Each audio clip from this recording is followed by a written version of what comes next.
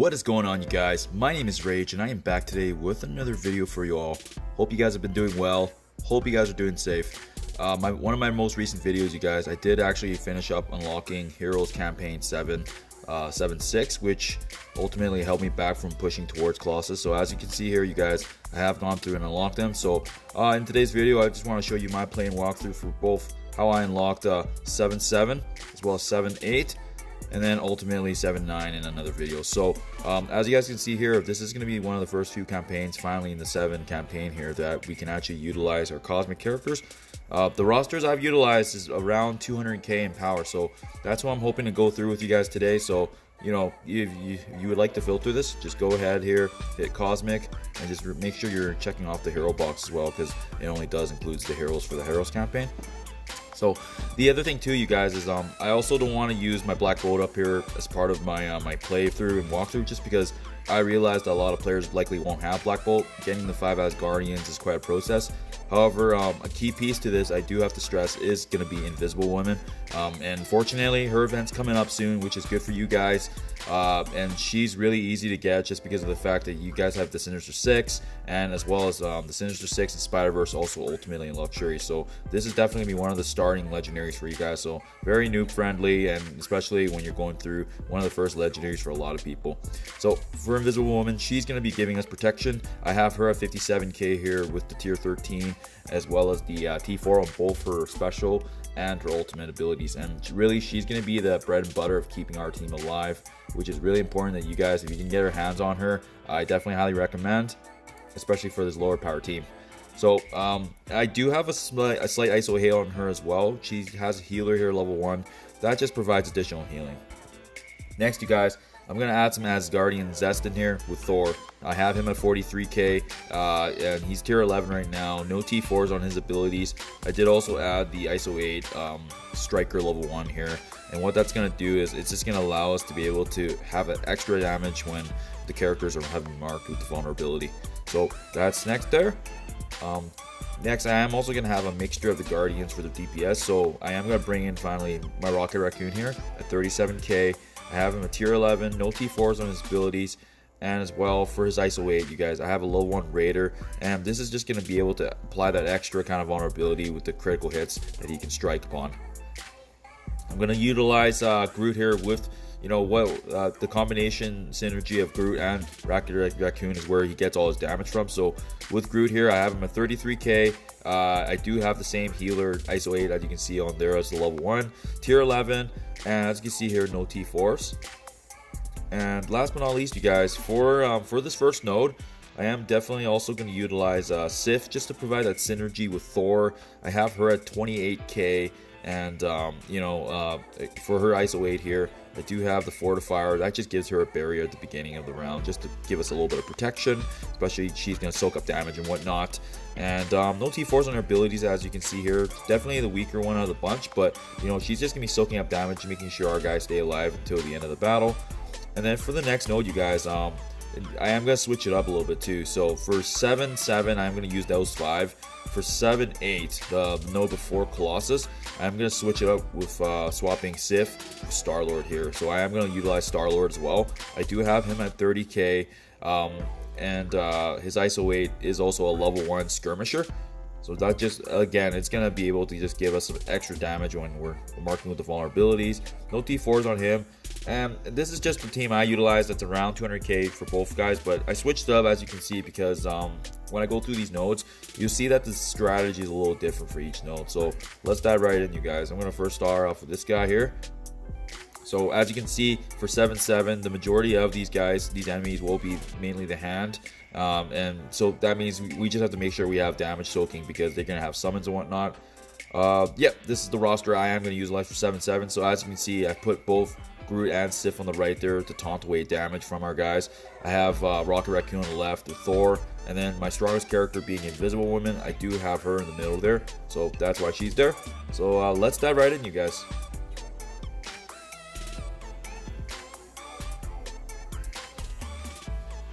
And again, you guys, keep in mind, the goal here won't be to get the 3 stars or whatever. I mean, if you can, great, but honestly, it's just getting you guys through these nodes to ultimately unlocking Colossus at the very end there. So let's go ahead and start here. They do start off with 2 guards that can taunt, so I do like to take them out if we can. Unfortunately, you know, they get the taunt right away, so we do have to target them. But this is why I like to bring on Sif. She can taunt damage on our side, protect our team.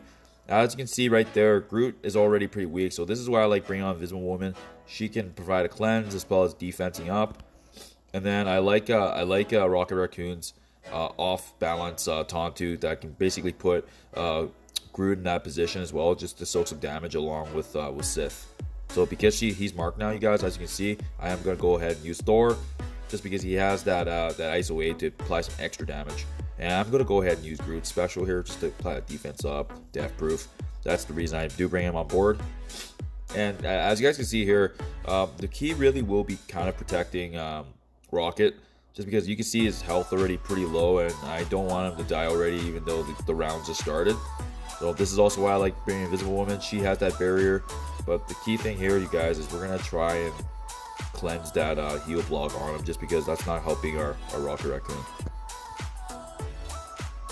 So the reason I'm targeting Noble now is just because she can cleanse negative, so I just don't like her sustaining and be able to help their team out. So that's usually who I try to aim for first, you guys. But honestly speaking, with all these hand characters, there's probably not a right or wrong. We just basically want to clear this wave as soon as we can. Beautiful. Now that I have Groot, I'm going to cleanse. And then, yeah, the key here, you guys, is the reason you want to bring on Rocket and obviously Groot is because you can use his ultimate here that does a boatload of damage, and that's what we want to take advantage of. Also be mindful, you guys, that almost killed me because when they have counters, it does do extra damage. So I'm going to go ahead now and use Thor's ultimate here just to do that AoE. It's just a good mixture of AoE damage, you guys. And keep in mind again, you guys, the key is just getting to the very end here. We don't need to 3-star this. We just want to pass this node, right? So beautiful. Another opportunity to go ahead and use Rocket as the offhand taunt there, just to put that pressure on Groot.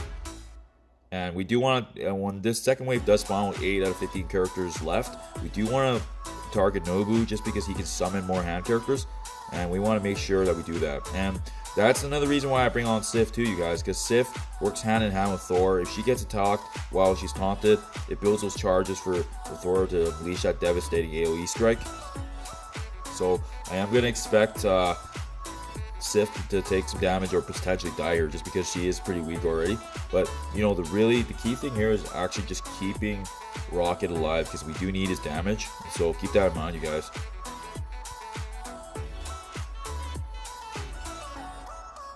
So unfortunately, Rocket did go down, but we're gonna see if we can still do this. These are the last 7 characters. We're gonna try and go ahead here and see if we can finish these guys off, because we still have Thor. We still have Thor and his AoE damage here, so we just want to make sure we can do what we can right now. There we go, another AoE devastating strike.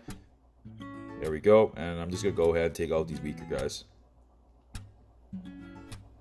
And yeah, unfortunately, Groot's not looking in good shape either, so we're just gonna go ahead and beautiful. So I am gonna go ahead and use a stun. Let's see if this lands. Perfect. So it was able to stun 2 characters. Works for us just to mitigate that damage. You know what, and I'm going to go ahead and just hit Blade Master, just because he does do more damage than Noble. Let's take these damage dealers out.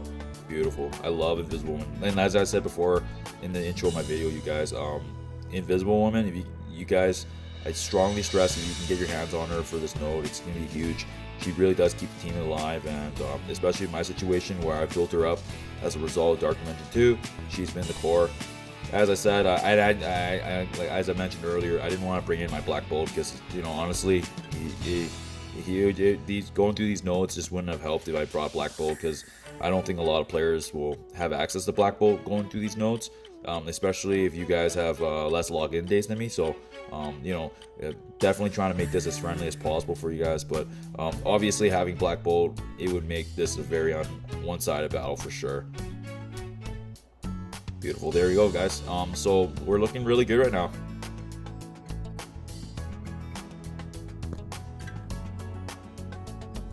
Yeah, at this point we can just auto, just because there's only one hand character left.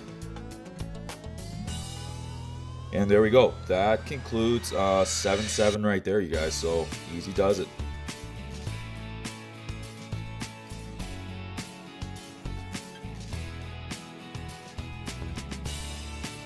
with that 7-7 done, you guys, we are going to go ahead then now start 7-8 here. So I'm going to go ahead and show you guys the changes my roster here. So total team power is still about 202k here, but I did take out Sif now just to add in Star-Lord to the right there, just to give energy to Rocket.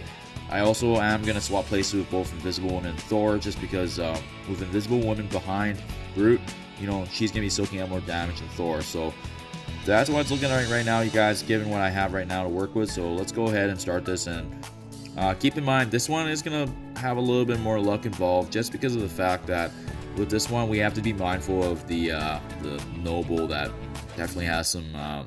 unfortunately, if you let her stay alive too long, that's gonna be the end of the round for us. So we have to just be mindful of that when we're going through it, as well as being able to take care of our damage and making sure our team stays alive. So as you can see here, stop the enemy operators to defeat all enemies to win. So we just gotta be mindful of taking down Noble as soon as possible. So right from the get-go, I'm gonna target her, placing that vulnerability target because of the ISO 8, and I'm just gonna go ahead and just attack her. We do want to take her out as soon as possible. We don't want her to get... Well, she's going to get turned regardless, but you want to mitigate that because there will be multiple of them throughout the rounds, right? So what I'm also going to do is I'm actually going to activate Invisible Woman's ultimate here just to put that offense down on them. That way they're doing less damage to us. And I'm going to go ahead and use Thor. Because of the Raider tag, he does get that extra hit, which is nice. And then we're going to activate Groot's special urge to give us some defense up here, as well as apply death proof if we need it, right? And I am going to go ahead and use Rocket Raccoon's ultimate here. And that's going to be huge for us, just because of the fact that every time we can take advantage of that. So right from the get-go, she already has 2 turns, you guys. So just be mindful of that. Keep that in the back of your head, because we need to keep track of that for later if it does go down to crunch down minutes. So we're finally with Noble down, you guys. We have 5 characters left here, so we do want to take down the heavy damage dealers. So we're going to go ahead and attack Black Panther here. And we could take him down, I believe. 1 more character, and then that's on to the next wave. So in this situation, this is where I do like to build up some damage upon these 4 characters. That way, because the next wave does spawn Shuri, and it's quite devastating with her just being there. So I'm gonna go ahead and weaken these guys before Shuri drops. That way it won't be as bad once she's actually in the round here. Oh shoot, so that actually did take them out. So I'm gonna go ahead and activate Thor's ultimate here just to damage these guys. And there you guys have it. So now you do see that Shuri's out, but you know what, because of how good of a job we did with that last wave, now I'm just basically trying to clean up ship here. I'm gonna go ahead, finish off M'Baku. But yeah, if you guys are able to time it just right, so that way there isn't a cluster of 3-4 characters when Shuri spawns, it definitely works in our favor here, right? So that worked out for us completely. Because what generally happens then is, Shuri spawns, and then there's still those other 2-3 guys right behind her, and at the same time we still have to deal with M'Baku's taunt. So that's why it's really important if you guys can get a chance to time it just right. It does work in our favor. And every time you guys get a chance to utilize Rocket Raccoon's ultimate, definitely use it for sure. So that's what I did there. And I believe we can clear both these 2 before the next wave. So we're just going to take our time here, you guys. We're just going to go ahead and just take our time, build up energy. Because Shuri doesn't do damage, but you know what? We do want to weaken her. So with her weak now, I am going to go ahead and attack Ronan. I'm going to give extra energy to Rocket Raccoon here. I'm going to save the ultimate for Invisible Woman. Beautiful. And exactly, that's what we want to do then, is just really kind of draw this out. We weaken both these guys and then finish them off. It'd be good for us. And save the ultimates as well, you guys, for the next wave. We'll just keep basic attacking, and once we take them out, you guys, we will be ready for the next wave. Alright, this seems like a pretty good position, so I'm going to go ahead and finish off Shuri. And this should prompt the next wave. So this is the second last here, you guys. So right from the get-go, you guys, you already see that there's going to be an operator here. So right from the get-go, you guys, same situation as before. We have to take her out, making sure that, ideally we don't want her taking a turn.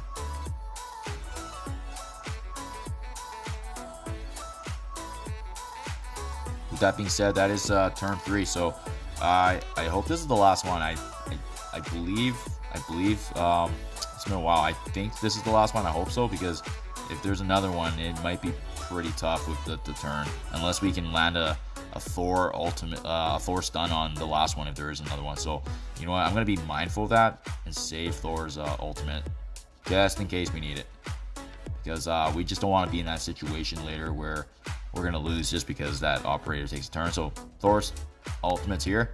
I am gonna save it just in case. Oh, beautiful. Let's see here. So I think that, I'm not sure. I don't think that's an actual operator. So yeah, that was correct. And that was actually the last one.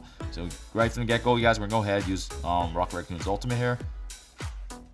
And because we're in the home stretch now, we're just gonna go ahead and take down these damage dealers after M'Baku, and should be in good shape, you guys. Should be in good shape. I'm a huge fan of that vulnerability tag, just because every ability you still get that extra attack. So I'm a huge fan that ISO 8 definitely has opened a lot of doors in that respect. Beautiful. So we are just gonna go ahead and finish up Reaper here.